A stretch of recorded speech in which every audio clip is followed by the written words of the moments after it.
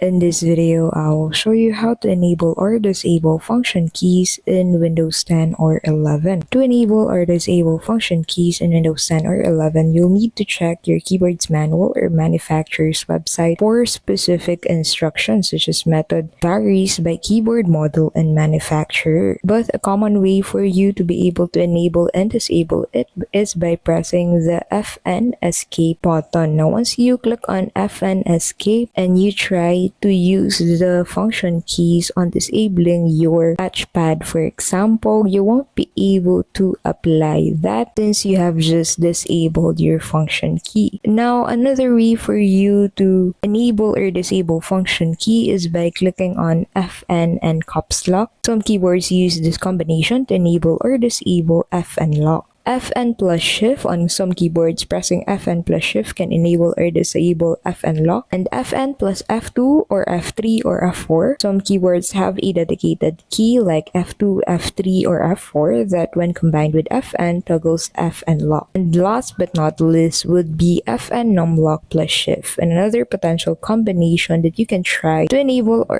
disable FN function. And that is how you can simply enable or disable function keys in Windows 10 or 11. If this video was helpful, please don't forget to give this video a like, subscribe to the channel, and hit that notification bell to keep updated with our latest videos.